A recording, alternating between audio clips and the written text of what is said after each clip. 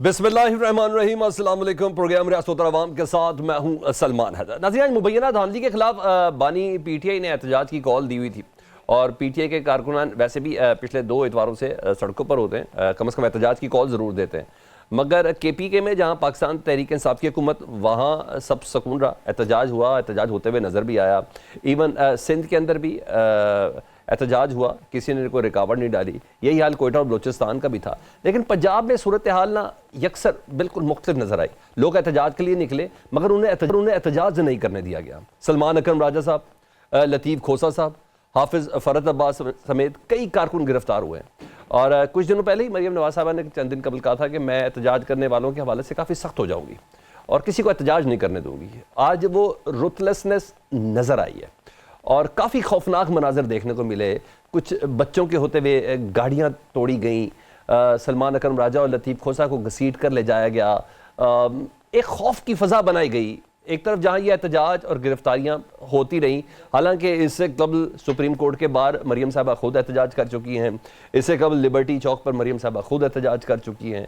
लेकिन अब ख़ास तौर पर ऐसा लग रहा है जैसे पंजाब में खौफ की फ़ज़ा रखनी है।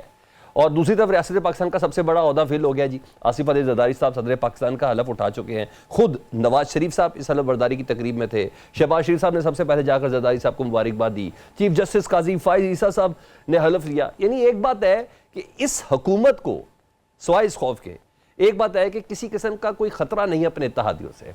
जी हाँ, मगर डेफिनेटली तहरीक इंसाफ जो है वो पार्लियामेंट में सुन्नी इत्तेहाद कौंसिल की शक्ल में मौजूद है। वो इस हुकूमत को पार्लियामेंट के अंदर भी और पार्लियामेंट के बाहर भी टफ टाइम ज़रूर देगी। गैलप सर्वे, जी हाँ, गैलप पाकिस्तान की जानिब से एक दिलचस्प सर्वे सामने आया जिसके मुताबिक जो तालीम याफ्ता नौजवान है, तबका है, हालिया इंतखाब में सबसे ज़्यादा वोट उसने पाकिस्तान तहरीक इंसाफ को दिया है।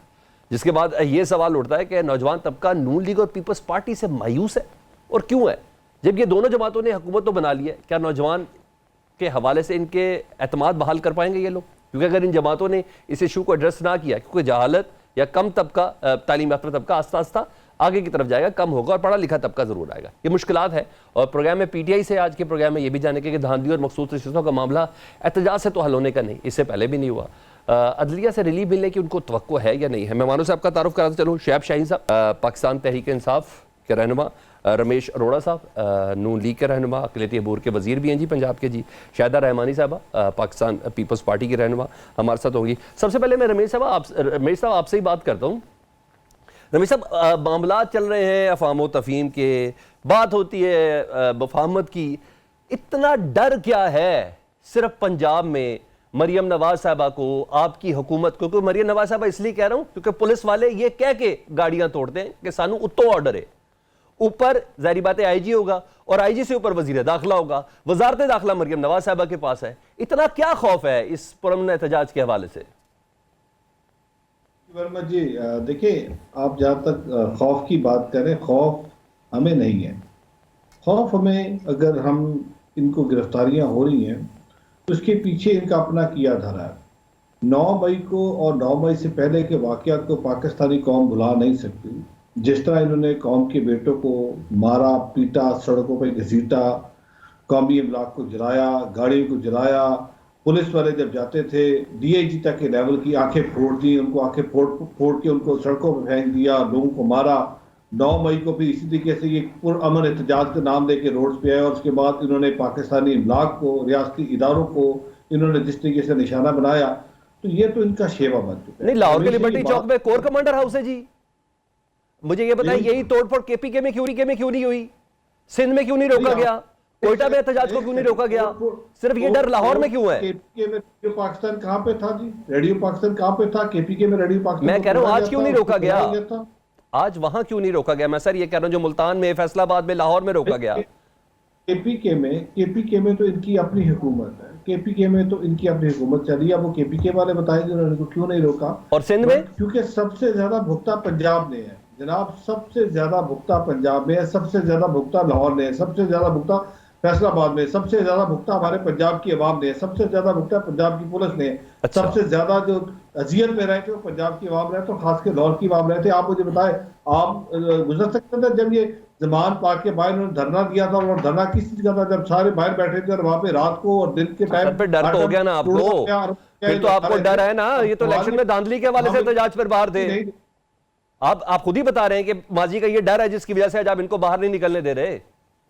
नहीं, हम बाहर नहीं निकल दे रहे, पुरअमन एहतजाज करें तो पुरअमन ही तो कर रहे थे। लेकिन मुझे लतीफ खोसा साहब को क्यों घसीटा आप लोगों ने? अमन एहतजाज की बुनियाद पे, उसके नाम पे ये इंतहा पसंदी को फरोग मत दें, ये तशद्दुद को फरोग मत दें। ये जिस तरीके से इनका तशद्दुद पसंदाना रवैया, इस रवैये ने इस पाकिस्तान की जड़ों को हिला के रख दिया, खोखला कर दिया। और आप इनसे और क्या चाहते हैं? क्या तो करते हैं? आप कहते हैं कि इनको खुला पाकिस्तान दे दें, ये सड़कों पर जिस तरह दिल चाहे लोगों को मारे पीटे, पाकिस्तानी इमराक को जलाए, पाकिस्तानी गाड़ियों को जलाए। ये तो हम नहीं दे सकते। ये पहले कहा था। देखिए, जिस दिन बीबी मरियम साहबा पंजाब असेंबली के अंदर इलेक्शन जीता, इलेक्शन जीत के बीबी साहबा ने कहा, स्पीच में कहा कि आज मैं इलेक्शन जीती हूं, आज मुझे इस हाउस ने लीडर ऑफ द हाउस नामजद किया है, मुंतखब किया है।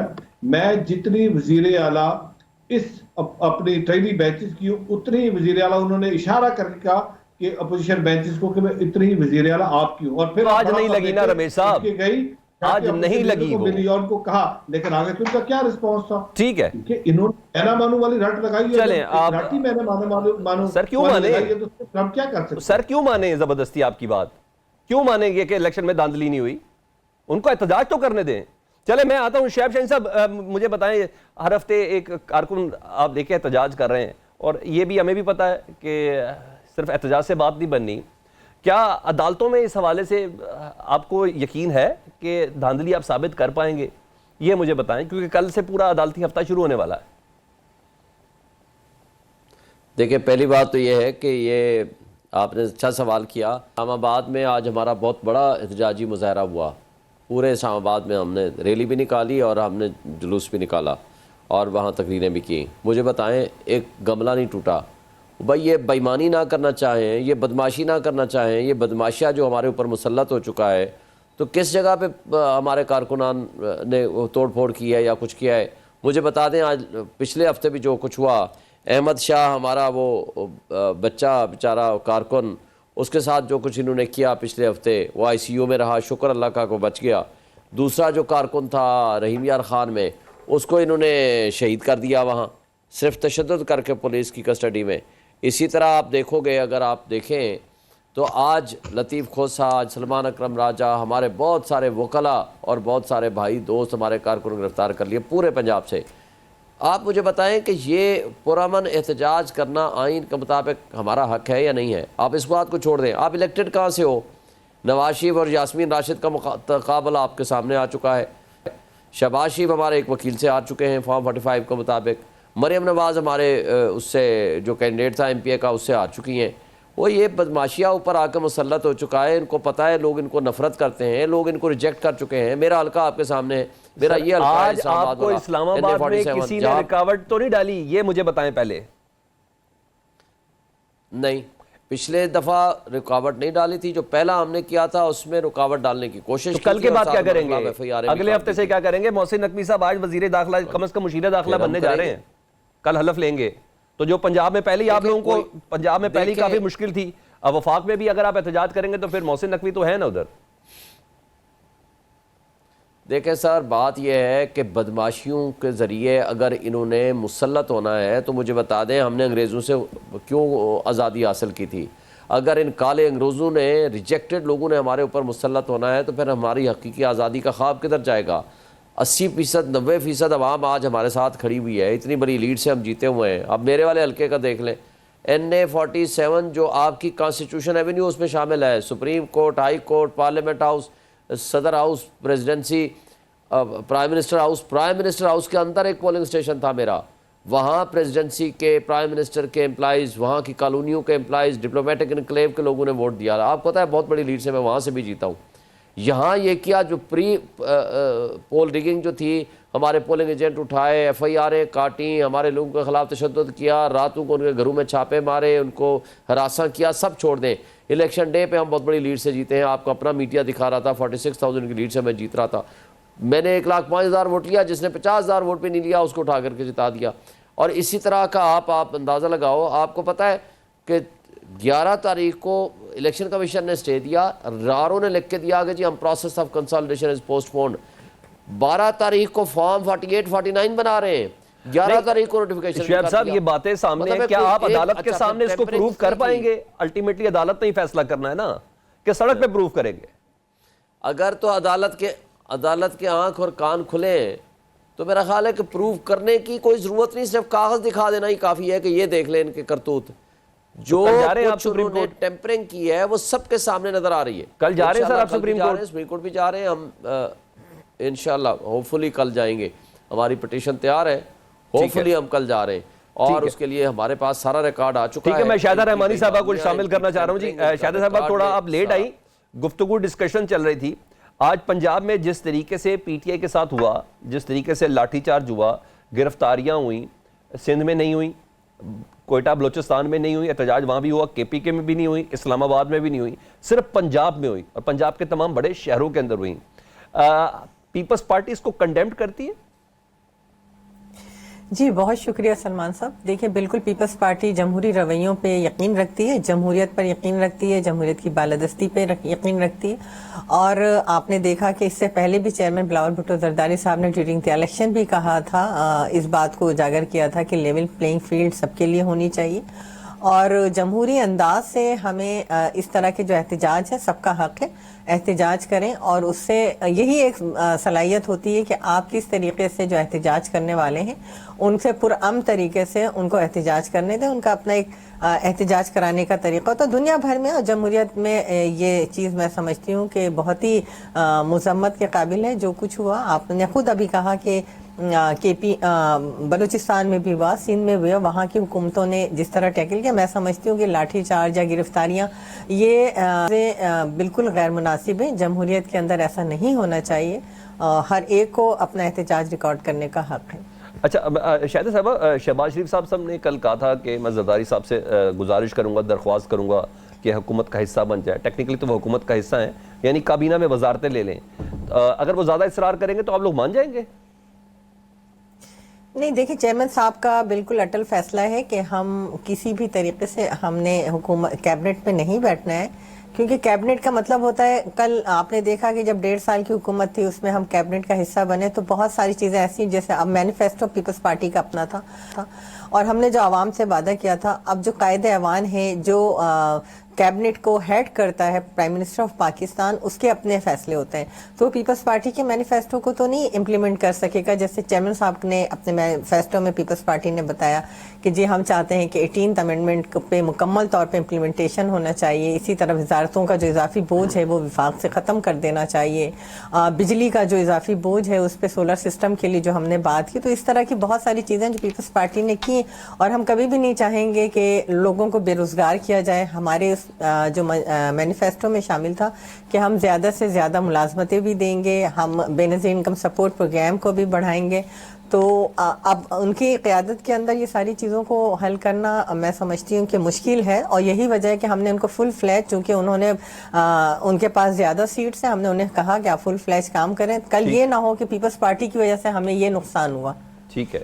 अच्छा, अब शाहिदा रहमानी साहब, मुझे एक ब्रेक लेनी है, ब्रेक के बाद आते हैं। और डेफिनेटली रमेश सिंह अरोड़ा साहब, आपसे सवाल है कि 2/3 अक्सरियत से ही हुकूमत बनी है, जैसे भी है पीपल्स पार्टी आपके साथ है हर अच्छे बुरे में, MQ में आपके साथ है हर अच्छे बुरे में, और नून लीग का वज़ीर आज़म इधर मौजूद है।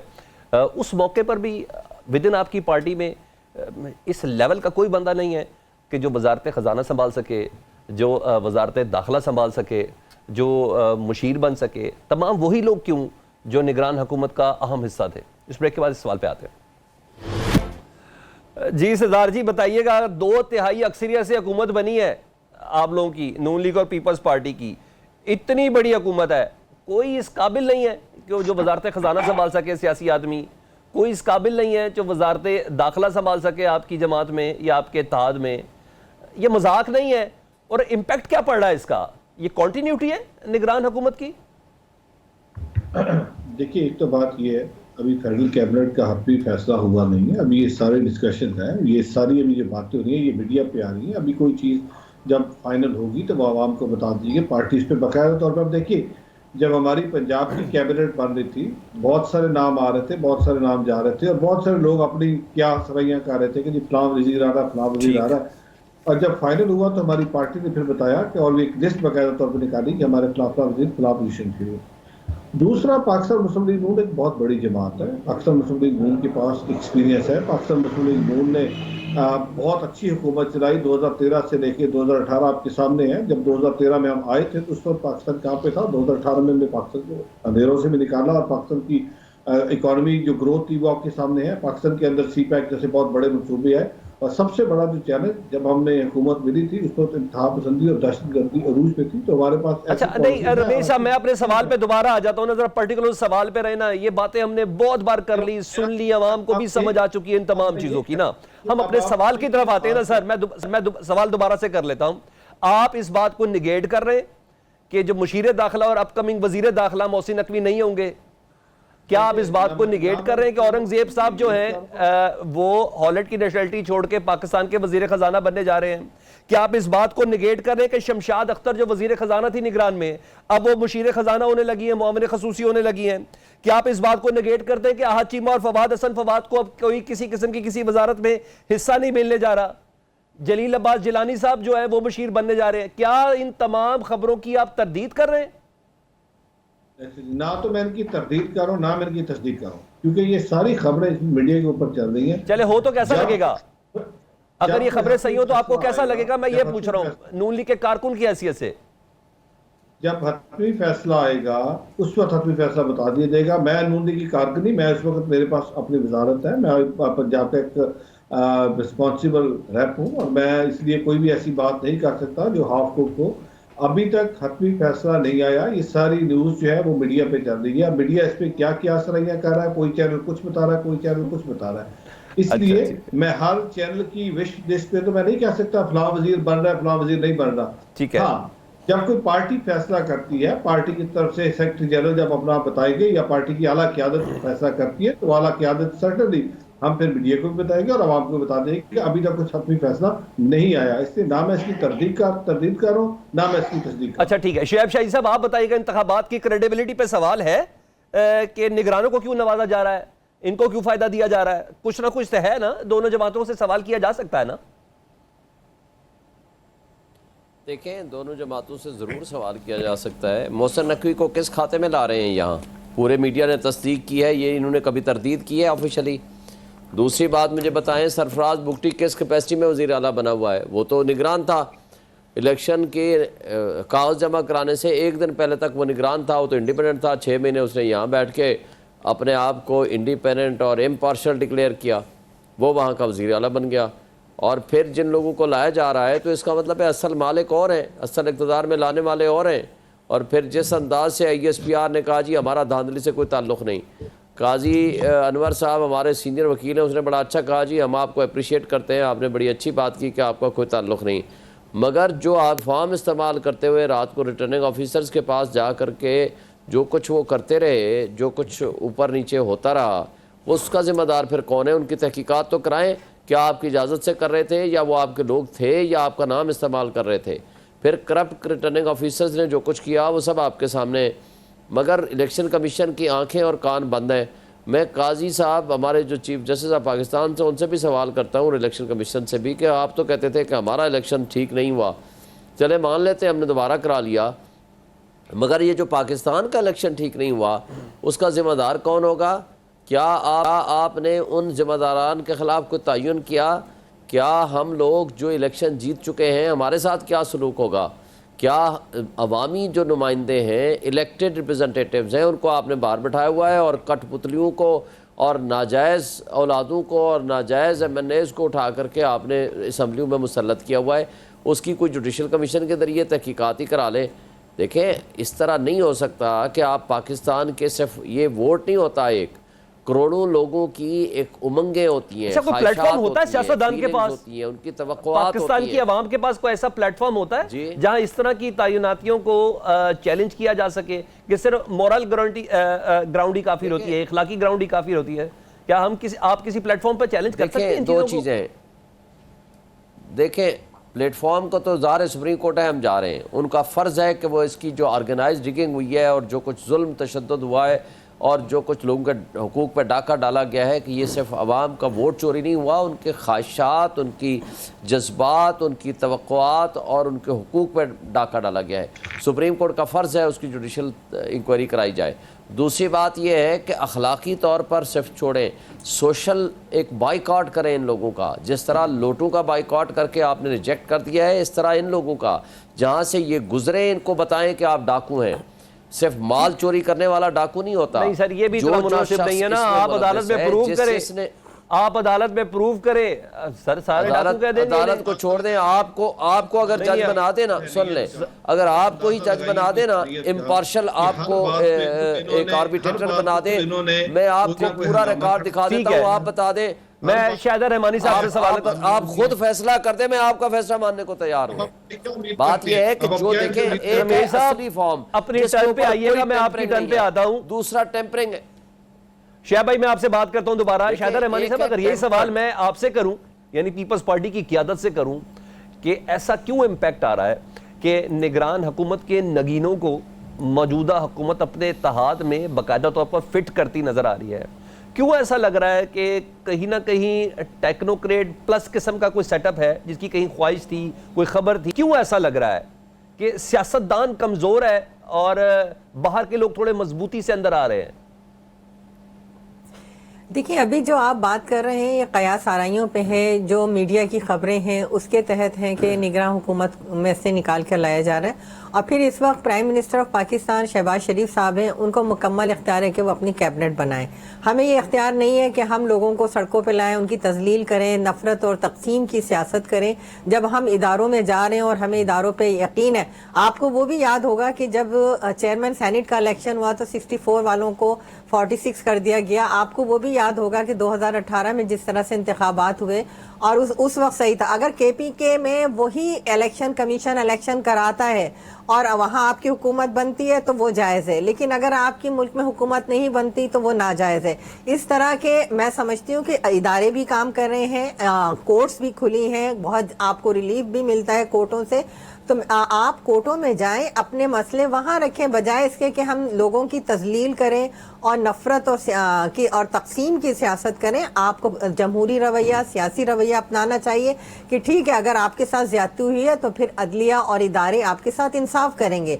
लेकिन बजाय इसके कि हम तनकीद करें कि ये जाली हुकूमत बैठी है, ये एक अपोजिशन की हद तक तो सही, शाहिदा रहमानी साहबा, मैं तो उस बात पे जा नहीं रहा, वो बिल्कुल अदालतों में जाना चाहिए जिसको आप कयास कह रही हैं।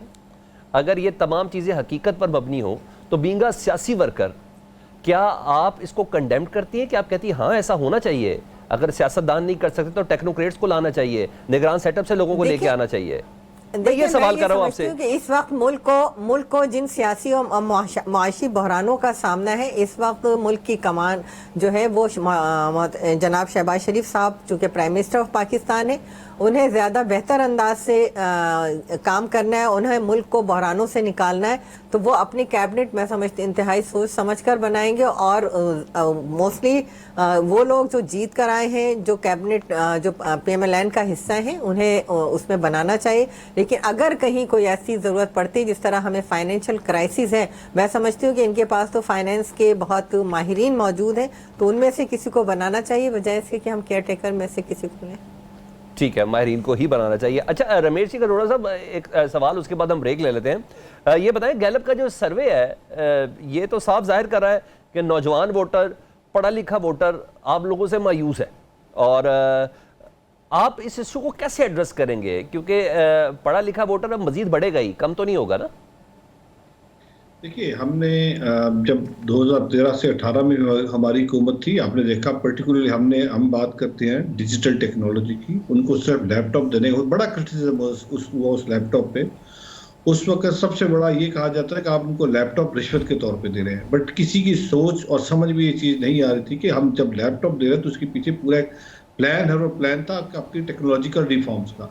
इसमें कोई शक नहीं है कि 1.5 करोड़ नया वोटर आया है, बट अब आप देखेंगे हमें अभी जो इस दफ़ा लॉस हुआ है, जो हमारा पॉलिटिकल उसमें लॉस हुआ है, वो पर्टिकुलरली ये जो हमने भुगता है 3.5 साल की हुकूमत हुई और फिर उसके बाद 16 महीने की हमारी हुकूमत हुई, और जो इनकी पॉलिसीज थी उन पॉलिसीज का एक तसल, अगर हम उस वक्त उस पर काम ना करते तो इस पर खुदा ना खास्ता पाकिस्तान डिफॉल्ट हो चुका होता। और हमें पता था कि हम ये जो कड़वी गोली निकल रहे हैं, और ये आज क्लेम कर रहे हैं कि शायद सारी यूथ उनके पास है। गैलप का सर्वे को बहुत सारे सर्वे होते हैं, मैं खुद एक सोशल, अच्छा, आप गैलप के सर्वे को नहीं मानते? आप जिस तरह करवाना चाहते हैं सर्वे हो जाते हैं। सर्वे की मैं किसी को निगेट नहीं कर रहा, बट सर्वे आप जिस तरह का चाहेंगे सर्वे हो जाएगा। अब सवाल ये पैदा होता है कि हम इस पर जो पॉलिसी लेके आए हैं, खासकर पंजाब के अंदर जिस दिन बीबी साहिबा की हुकूमत मिली है, बीबी साहिबा का फोकस इसमें 2 चीज़ों पे है। सबसे से पहले वो खुद खातून है, वो खातून के प्रॉब्लम को समझते हैं, वो वेमेन एम्पावरमेंट की बात करते हैं, वो वेमेन स्ट्रेंथनिंग की बात करते हैं, वो वेमेन को उनके जायज़ हकूक दिलाने की बात करते हैं। और दूसरा बड़ा इंपॉर्टेंट हमारा सेगमेंट है यूथ पे, कि हमने यूथ डेवलपमेंट पे फोकस करना है। और हमने यूथ को उस तरीके से फोकस नहीं करना जिस तरह बदकिस्मती से 2018 से लेके 2022 तक किया गया। आपने यूथ को इस नाम पे इकट्ठा किया कि हम यूथ की डेवलपमेंट करेंगे, हम यूथ को आगे लेके, और आपने क्या किया? आपने इतनी पोलराइजेशन की कि आज आपने यूथ को डिट्रैक्ट कर दिया, और उसको हमने खमियाजा भुगता जब 9 मई हुआ। उसका खमियाजा भुगता इस पाकिस्तान ने 9 मई से पहले, जब सड़कों पे अपने लोगों को मारा। तो खुदारा इस पाकिस्तान को अगर आप बचाना चाहते हैं, इस पाकिस्तान को आगे लेके चलना चाहते हैं, तो आप सड़कों की सियासत छोड़िए, आप आए पार्लियामेंट में बैठे। अभी आपने खुद एक सवाल किया शुएब साहब से, ये बहुत अच्छे वकील भी हैं और वकालत को समझते भी हैं, कि आज तक आप बार बार शोर शराबा डाल रहे हैं, आप सड़कों पर जा रहे हैं। आप बताएं, अगर आपको इतराज़ है फॉर्म 45 और फॉर्म 47 का, आपने इस वक्त एक शोर शराबा हंगामा खड़ा किया है, कितने केसेस आप लेके गए हैं आप ट्रिब्यूनल के पास? तो इनके पास जवाब इनसे पूछे ना कि आज तक ये कितने केसेस ट्रिब्यूनल के पास लेके भागते हैं, सुप्रीम कोर्ट या Peshawar high court. Peshawar high court से इशू होता है इस्लामाबाद इलेक्शन कमीशन का, भागते हैं जाकर पेशावर हाई कोर्ट, वहां से रिलीफ मांगते हैं। और भाई मेरे, अगर आपका कोई मसला है तो आए मिल के बैठते हैं। हमने तो जब 2018 में आपको सिलेक्ट वजीर आजम पे आपने खुद डेस्क बजाए थे, उस वक्त के सिलेक्ट वजीर आजम ने खुद डेस्क बजाया था, कुरैशी साहब ने खुद डेस्क बजाया था सिलेक्ट वजीर आजम पे। हमने उस वक्त भी हम आपको कहा था कि हम आपके साथ बैठने को तैयार हैं, हम चाहते हैं इस मुल्क के अंदर तरक्की और खुशहाली आए, इस मुल्क के अंदर हम चार्टर ऑफ इकोनॉमी कर रहे हैं ताकि ये मुल्क आगे बढ़े। लेकिन मसला ये है कि आज इनको चोरी याद है 2018 में किधर थे, इनसे पूछे। उस वक्त तो शैब साहब इस पीटीआई के मेंबर नहीं थे, ये उस वक्त इनको सवाल करना चाहिए कि 2018 साहब इनके सवाल को रिस्पॉन्ड कर देना आप सरदार रमेश सिंह अरोड़ा साहब के। वो कह रहे हैं कि आप लोग ट्रिब्यूनल्स में जाते नहीं है, आप गलत प्लेटफॉर्म पर एहतजाज कर रहे हैं, आप शोर गोगा कर रहे हैं। हालांकि जब ये सुप्रीम कोर्ट के बाहर थे उसको शोर शराबा नहीं कहा गया, जब ये इलेक्शन कमीशन के बाहर एहतजाज करते थे उसको शोर शराबा नहीं कहा गया, इसी तरह लिबर्टी के बाहर भी जब एहतजाज करते थे शोर शराबा नहीं कहा गया। वैसे आप सही प्लेटफॉर्म तो चुने ना शुएब साहब? देखें, सही प्लेटफॉर्म सुप्रीम कोर्ट भी जाएंगे, हम ट्रिब्यूनल में भी जाएंगे। ट्रिब्यूनल में जाने की ज़रूरत पड़ी, हमारे पास 45 डेज़ होते हैं जाने के। लेकिन सुप्रीम कोर्ट का एक फोरम है आर्टिकल 184(3) कि जब आपको कोई question of law public importance involving fundamental rights हो, जो लोगों के लार्ज स्केल पे बुनियादी इंसानी हुकूक की खिलाफ वर्जी हो, तो सुप्रीम कोर्ट को हक हासिल है कि वो उसमें इंटरफेयर करे। हम जुडिशल कमीशन के ज़रिए इसको फाइनलाइज कराने के लिए बिल्कुल जा रहे हैं, और अगर हमें कोर्ट ने कहा ट्रिब्यूनल में जाएँ तो हम ट्रिब्यूनल में भी जाएंगे। वो हमारा हक है 45 डेज़ के अंदर जाने का, वो अपना राइट हम रिज़र्व रखते हैं। लेकिन सवाल ये नहीं है, सवाल ये है, ये लोग आते थे 4 दफ़ा हमारे ज़माने में, उस वक्त पीटीआई के ज़माने में 4 दफ़ा या 5 दफ़ा यहाँ धरने भी हुए, एहतजाज भी हुए। मौलाना फजल रहमान 2 दफ़ा आए, मरियम बीबी आई, ये आए, मौलाना अपना बिलावल साहब आए, और इन्होंने महंगाई मुकाओ मार्च लेकर आए। ये अलग बात है जो उन्होंने इक़्तिदार हासिल करने के बाद जो कुछ मुल्क के लोगों के साथ किया वो सब आपके सामने, मगर ये इशू ही नहीं है। अच्छा, आप 2018 की बात करते हैं, मैं इक्का दुक्का जो ख़राबियाँ हुई होंगी मैं उसको मैं बिल्कुल ये नहीं इग्नोर नहीं करता, मगर सवाल ये है कि ये 2017 का लॉ है ना, कितने फॉर्म 45 ये लेकर आए थे। हमारे से पूछते हैं ना कि कितने लोग गए हैं, हम सब इलेक्शन कमीशन में गए हैं।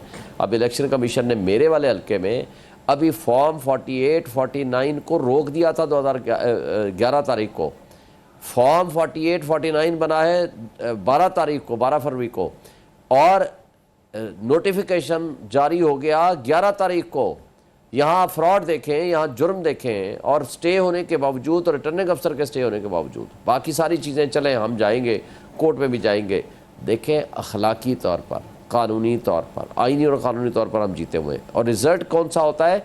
इलेक्शन एक्ट 2017 का सेक्शन 90, 92, 95 ये कहता है कि रिज़ल्ट वो होता है जो प्रिजाइडिंग ऑफिसर देता है in the shape of form 45, और जो कंपाइलेशन होती है फॉर्म 47, 48 अनाउंस तो इलेक्शन कमीशन ही करेगा ना। इलेक्शन कमीशन ने वो अनाउंस नहीं किया, उसके लिए आपके दीगर प्लेटफॉर्म्स हैं। मैं एक ब्रेक ले लूँ शहब साहब, ब्रेक के बाद मैंने डेफिनेटली बात करनी, क्योंकि मफाहमत के साथ ही मामला आगे चल रहे हैं। अगर ये सियासी पोलराइजेशन कम नहीं होगी ना तो मुआशी स्टेबिलिटी भी नहीं आनी है। और पाकिस्तान का सबसे बड़ा आइनी ओहदा आज फिल हुआ है आसिफ अली जरदारी साहब की शक्ल में। उनकी क्या जिम्मेदारी है, वो क्या जिम्मेदारी अदा कर सकते हैं, यह अहम सवाल है। इस ब्रेक के बाद वेलकम बैक। शाहिदा रहमानी साहब, इससे पहले कि मैं सदर आसिफ अली जरदारी साहब के अब एज अ सदर किरदार से मुतालिक बात करूँ, बैलेंस ऑफ पावर में बात करूँ, एक अवामी सवाल है जो अटका हुआ है। अगर पीपल्स पार्टी चाहती ना तो इंतखाबात के बाद सबसे ज़्यादा कंफर्टेबल पोजीशन पर थी। अगर चाहती तो बिलावल साहब वज़ीर आज़म भी बन सकते थे और नून लीग का सदर हो जाता, शायद नवाज शरीफ साहब भी सदर हो जाते। कहीं ऐसा तो नहीं है कि ये जो मुआशी फ़ैसले हैं या ये मुआशी मुश्किल फ़ैसले हैं, इसका पीपल्स पार्टी बोझ नहीं लेना चाहती थी? सलमान साहब देखिए, पीपल्स पार्टी ने हमेशा असूलों की सियासत की है, और आपने देखा कि जब पीपल्स पार्टी के पास अददी अक्सरियत होती है तो वो हुकूमत बनाती है, और कोई भी हुकूमत उसी वक्त बनाता है जब उसके पास अददी अक्सरियत होती है। आपने देखा कि जब अपोजिशन लीडर शहबाज शरीफ साहब थे 2018 से 24, क्योंकि उनके पास अददी अक्सरियत थी, पीपल्स पार्टी ने उस वक्त भी उसे तस्लीम किया, और जब वोट ऑफ नो कॉन्फिडेंस के तहत एक चेंज आया तो आपने देखा कि उस वक्त भी उनकी अददी अक्सरियत को तस्लीम करते हुए उन्हें वज़ारत उज़्मा पे बैठाया गया और मुंतखब किया गया। और आज भी देखें कि अगर PMLN के पास अददी अक्सरियत है तो हम बिल्कुल भी इस पोजीशन में नहीं थे कि हम जो है इक़्तिदार में आते। PMLN को अगर ज़्यादा अददी अक्सरियत हासिल है तो उनका हक़ है, जमहूरी तकाजा भी यही है, और उनके पास माजी का भी तजुर्बा है, 3 मरतबा इक़्तिदार में रह चुके हैं, तो ऐसे कोई मसला नहीं है कि वो नहीं संभाल सकते। वो जाहिर है उनके पास भी है, और पीपल्स पार्टी को अगर अददी अक्सरियत होती तो पीपल्स पार्टी बिल्कुल अपनी हुकूमत बनाती। और जहाँ तक आपने बात की सदर आसिफ अली जरदारी साहब की, तो मैं समझती हूँ कि पार्लिमानी सदर पहली मरतबा तारीख में दूसरी मरतबा जो है उन्हें सदारत के मनसब पे फायज हुए हैं। उन्हें मैं मुबारकबाद भी पेश करती हूँ, कौम को भी, कि एक जमहूरी प्रोसेस जो है वो मुकम्मल हुआ है। और सदर आसिफ अली जरदारी साहब उस वक्त जबकि बीबी शहीद हुई, इस मुल्क में दहशत गर्दी की एक जंग थी, और फिर वो बाइख्तियार सदर बने थे, लेकिन आपने देखा कि उन्होंने 58(2)B का खात्मा करके अपने तमाम तर इख्तियारात जो हैं वो पार्लिमान को दिए, जमहूरियत का हमेशा एहतराम किया, और पार्लिमान को उन्होंने हमेशा पार्लिमान की सुपरमेसी पे यकीन रखते हैं, और यही वजह है कि उन्होंने पार्लिमान को स्ट्रॉन्ग किया। क्या मजबूत सदर साबित होंगे इस बारी कि कमजोर सदर साबित होंगे? कमांडर इन चीफ लगेंगे? देखिए, मैं समझती हूँ कि इस वक्त जो सियासी बहरान है, जो पॉलिटिकल पार्टीज में आपस में एक बहुत ज़्यादा फासले हैं, और इस वक्त जो नफरत और सियासत की पॉलिटिक्स की जा रही है, उस वक्त सदर जरदारी साहब जो कि मुफाहमत के बादशाह भी कहलाते, और वो मैं समझती हूँ कि इस खलीज को पुर करेंगे और जमहूरियत को मुस्तहकम करेंगे। इसी तरीके से वो पार्लिमान को सुपरमेसी के लिए काम करेंगे, और वो अपना मस्बत किरदार माजी में भी अदा किया और अब भी अपना मस्बत किरदार अदा करेंगे। जी, मुफाहमत के बादशाह जी शोएब शाही साहब, और वो आ गए सदारत की कुर्सी के ऊपर, तो आप एक्सपेक्ट करते हैं कि इमरान खान साहब और इस्टेब्लिशमेंट के दरमियान कोई मुफाहमत करवाने में, कोई तस्फिया कराने में, कोई क्या प्यार मोहब्बत बढ़ाने में कोई किरदार अदा कर सकते हैं, या आप चाहेंगे? देखिए, पहली बात तो यह है कि पिछले साल जितने मुकदमात बने हैं इमरान खान के ख़िलाफ़, ये भी तो उनके इत्तेहादी थे। कौन से मुकदमे में इन्होंने कहा कि नहीं जी ये गलत हो रहा है, ज़्यादती हो रही है, हमारे लोगों को उठाया गया, किंग्स पार्टियाँ बनाई गई, तशद्दुद हुआ, चादर चारदीवारी की पामाली हुई, बच्चों पे जुल्म हुआ, ख़वातीन पे जुल्म हुआ, इन्होंने एक लफ्ज़ नहीं बोला, मगर सारी बातें छोड़ दें। देखें, ये इक़्तिदार की बंदर बांट में ये इकट्ठे हुए हैं। ये अब जब ही इक़्तिदार ख़त्म हुआ पिछले 10 साल, एक दूसरे के ख़िलाफ़ बोलने लग गए। जिस दिन इनका इलेक्शन ख़त्म हुआ अगले दिन इन्होंने पींगे एक दूसरे के साथ बढ़ा ली। ये एक जाली किस्म की अपोजिशन है इनका। हमें इनसे कोई इंसाफ की तवक्को नहीं है, इसलिए कि ना इन्होंने कोई रोल अदा किया है। सदर के किरदार से है कोई तवक्को आपको? हमारे लिए इन्होंने कोई रोल अदा करना है। देखिए, अगर हमें तो कोई तवक्को नहीं है। इन्होंने तो सदारत ली इसलिए क्योंकि अगर सदर बुलाएं आपको, ईवान सदर में बुलाएं आपको, करप्शन चार्जेस हैं। नहीं, अगर बुलाएंगे, अगर वाकई वो नेकनियत है, वो सिंसियर हैं, तो हमें क्यों बुलाएंगे? सिंपल बात है, आप बनाएं ना, ख़त लिखें, जुडिशल कमीशन का कॉन्स्टिट्यूट कराएं, गवर्नमेंट को साथ मिला के जुडिशल कमीशन बनवाएं, फॉर्म 45 की रोशनी में जिसको इक़्तिदार का हक़ हासिल है, जिसको नुमाइंदगी का हक़ हासिल है, क्योंकि असल ताकत तो अवाम है, अवाम के हुकूक पर डाका डलाए, आप बना लें, सच सामने आ जाए। जुडिशल कमीशन की रोशनी में हमें मिलता है हमें दे दें, इनको मिलता है इनको दे दें। अच्छा सर, जिसको मिलता है उनको इक़्तिदार मिलना चाहिए। सर, सिंपल एक बात है, लेकिन साहब, हमें बुलाएं, उसको बुलाएं, इसको बुलाएं, उससे कोई फायदा नहीं होगा, शुएब साहब, ना ही ये उसका कोई इन्होंने करना है। जी शुएब साहब, ये जो खत है जुडिशल कमीशन का, ये आरिफ अलवी साहब क्यों नहीं लिख सके? 9 मई के हवाले से, इलेक्शन की धांधली के हवाले से, ये क्यों नहीं लिख सके? उसका मैं बताता हूँ। जहाँ तक ख़त का ताल्लुक़ है, मैंने ख़ुद लिखा है, being as advocate of supreme court of Pakistan और being a candidate and elected MNA, मैंने वो ख़त लिखा है चीफ जस्टिस ऑफ पाकिस्तान को। जहाँ तक प्रेसिडेंट का ताल्लुक़ है, प्रेसिडेंट तब लिख सकता है कि जब on the advice of the prime minister हो। इसलिए, और दूसरी बात, वो रेफरेंस तो भेज सकता है, मगर जुडिशल कमीशन की कॉन्स्टिट्यूशन के लिए एग्जेक्टिव आर्डर होना ज़रूरी है। और एग्जेक्टिव आर्डर जो है वो ज़ाहिर इनकी इत्तेहादी हुकूमतें हैं, ये भेजें, और इनके बगैर तो एक दिन के लिए हुकूमत सस्टेन और सर रेफरेंस भी मेरा ख्याल है नहीं भेजा। हुई है ना कि अगर आरिफ अलवी साहब ने रेफरेंस भी नहीं भेजा। नहीं, रेफरेंस तो मेरा नहीं भेजा उन्होंने। रेफरेंस तो मेरा नहीं ख्याल कि उसमें आएगा। रेफरेंस तो इस बात पे होता है कि कोई एडवाइस लेना हो कि जनाब हमें एडवाइस दें। लेकिन अगर आपने जुडिशल कमीशन बनवाना है तो उसके लिए फेडरल गवर्नमेंट भेज सकती है, और फेडरल गवर्नमेंट एग्जेक्टिव अथॉरिटी जो रखती है, प्रेसिडेंट ऑफ पाकिस्तान उसमें सेरिमोनियल है, उसके पास उसका अख्तियार नहीं है।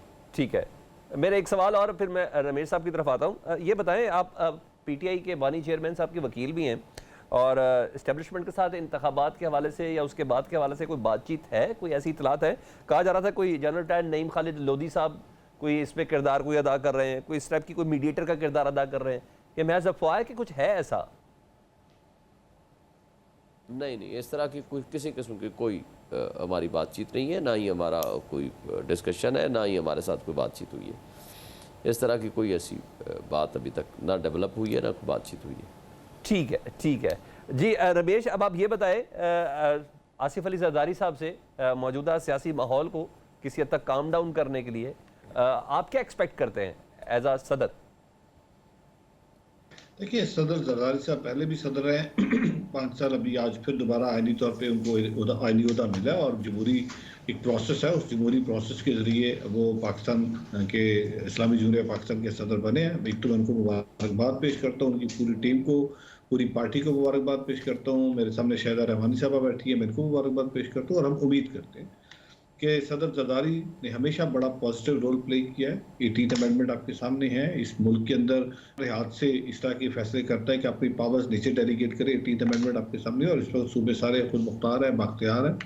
मैं समझता हूँ कि सदर जरदारी साहब ने हमेशा जिस तरीके से पाकिस्तान मुस्लिम लीग काफ को, इसके बाद MQM को, पाकिस्तान मुस्लिम लीग नून को, इस वक्त सारी जमातें, देखिए सलमान साहब आपको आई रेस्ट एश्योर, मुझे 100% उम्मीद है कि सारी जमातें इकट्ठी बैठ जाएंगी, बैठ के इस मुल्क के मुस्तकबिल का फैसला करने को तैयार होंगी, मास वाई एक जमात के, क्योंकि उस एक जमात का एजेंडा एक ही है, इस पाकिस्तान को डिस्टेबलाइज करना है, इस पाकिस्तान की इकॉनमी को पाश करना है, इस पाकिस्तान को आलमी सतह पे बदनाम करना है। अगर ऐसा ना होता तो जब चाइना का सदर पाकिस्तान आ रहा था उस वक्त ये सड़कों पे ना आते, ऐसा ना करना होता तो 9 मई जैसे वाकयात ना होते, ऐसा ना करना होता तो मुल्क के अंदर ऐसी पोलराइजेशन ना की होती कि आज पाकिस्तान के यूथ को, पाकिस्तान की आवाम को जिस तरीके से इन्होंने डिट्रैक्ट किया, आज जब पाकिस्तान के क्या इमेज दिखा रहे हैं। तो मेरी तो इनसे गुजारिश है। शुक्रिया रमेश अरोड़ा साहब, शाहिदा रहमानी साहब, शुएब शाहीन साहब, आप सबने वक्त दिया। लेकिन जैसे कि रमेश अरोड़ा कहते हैं, तमाम जमातें एक प्लेटफॉर्म पर बैठ जाएंगी सवाए एक जमात के। डेफिनेटली पाकिस्तान तहरीक इंसाफ से मुतल्लिक करते हैं कि उनका एजेंडा कुछ और है। एजेंडा उनका कुछ भी हो, गैलब सर्वे के मुताबिक उनका एजेंडा पाकिस्तान के तालीम याफ्ता यानी आला तालीम याफ्ता तबके को, बहरहाल उस एजेंडे को बहुत हद तक वो कन्विंस नज़र आती है, चाहे वो पाकिस्तान तहरीक इंसाफ का हो या बानी चेयरमैन का हो। लेकिन ये वक्त मुफाहमत का है और इस वक्त मुफाहमत के बादशाह ईवान सदर के अंदर मौजूद हैं। चाहे तो बहुत सी चीज़ें उनके हाथ में है। तमाम स्टेक होल्डर्स को एक जगह पर बिठा कर बताया जा सकता है, चलाया जा सकता है और मुल्क के मुस्तकबिल के हवाले से कुछ बेहतर फैसले किए जा सकते हैं। प्रोग्राम से सलमान हैदर को इजाज़त दीजिए। अल्लाह हाफ़िज़।